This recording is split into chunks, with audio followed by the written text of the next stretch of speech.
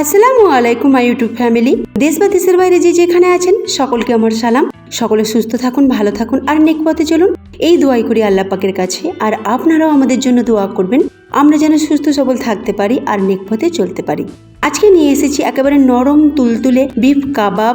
ঘন্টার পর ঘন্টা ম্যারিনেট করার ঝামেলা ছাড়াই এই কাবাব বানিয়ে নিতে পারবেন খুবই সহজভাবে আর খুব কম সময়ে। খুবই টেস্টি মজাদার কাবাব। সামনে ঈদ রয়েছে, ঈদেতে এটা বানাতে পারেন, সকলকে বানিয়ে খাওয়াতে পারেন, দেখবেন সকলেই আপনার তারিফ করবে। এতটাই সুস্বাদু কাবাব এটা। চলুন শুরু করে বিসমিল্লাহির রহমানির রহিম। এখানে 800 গ্রাম চর্বি আর হাড় ছাড়া গরুর মাংস নিয়েছি, যেটাকে আমি টুকটুক করে কেটে নিয়েছি, মানে মাঝারি সাইজ পিস করে কেটে নিয়েছি। তাতে একটা মাঝারি সাইজের পেঁয়াজ কুচি দিলাম, আদা রসুন বাটা 2 চামচ, পেঁপে বাটা স্কিন সহ 2 চামচ, আর লবণ 1 চামচ, আর 1.5 গ্লাস পানি।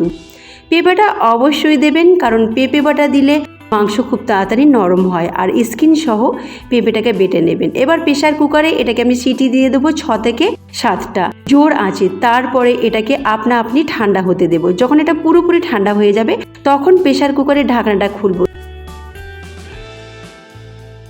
দেখুন ভিতরে একটুও রস নেই। আমি যে রসটা ছিল সেটাকে শুকিয়ে নিয়েছি আর পুরোপুরি ঠান্ডা করে নিয়েছি। গরম অবস্থায় কখনো এটাকে ম্যারিনেট করবেন না। এবার চলুন ম্যারিনেট করার জন্য আমি মশলা তৈরি করব। 4 চামচ টক দই নিয়েছি, যেটাকে পানি ঝরিয়ে নিয়েছি। অবশ্যই পানি ঝরানো টক দই নেবেন। কিছু মশলা নিলাম, 1/2 চামচ হলুদ গুঁড়ো, 1 চামচ লঙ্কা গুঁড়ো, 1 চামচ ধনে গুঁড়ো, আর 1/2 চামচ জিরা গুঁড়ো, আর 1 চামচ কাবাব মশলা। এটা একদম অপশনাল, থাকলে দেবেন, না থাকলে কোনো প্রবলেম নেই। চিলি ফ্লেক্স মানে শুকনো লঙ্কাকে ভেজে কুটে রেখেছিলাম, সেটা 1 চামচ দিলাম, আর কালো গোলমরিচের গুঁড়ো 1 চামচ, আর বেসন 2 চামচ। বেসনটাকে অবশ্যই হালকা আঁচে একটু ভেজে নেবেন, তা নাহলে বেসনের কাঁচা গন্ধ বেরোবে। এবার একটু লবণও দিয়েছি, যেটা এখানে দেখানো হয়নি। অবশ্যই একটু লবণ দেবেন স্বাদ মতো। তারপর এটাকে খুব ভালো করে মিশিয়ে নেবেন। খুব ভালোভাবে মেশানো হয়ে গেলে মাংসটাকে এবারে ম্যারিনেট করবেন।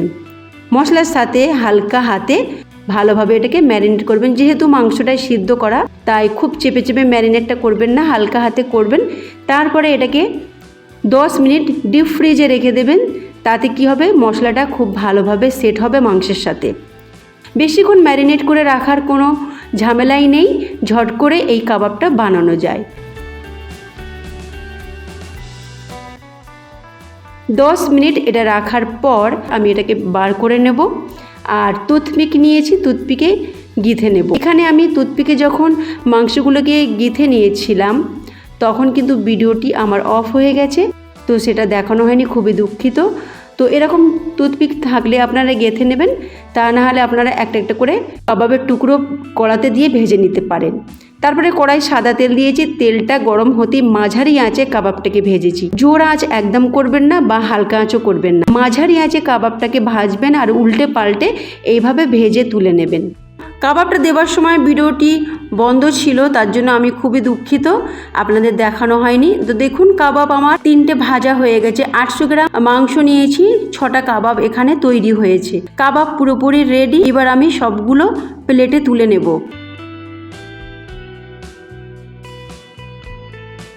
ফ্রেন্ডস, যদি আপনাদের এই কাবাবের রেসিপিটা ভালো লাগে তো প্লিজ আমাকে একটা লাইক করবেন, তার সাথে একটা কমেন্ট অবশ্যই করবেন। তার সাথে যারা নতুন রয়েছেন সাবস্ক্রাইব করে পাশে থাকবেন। কাবাবগুলো সব প্লেটে আমি তুলে নিচ্ছি, এবার সার্ভ করে নেব।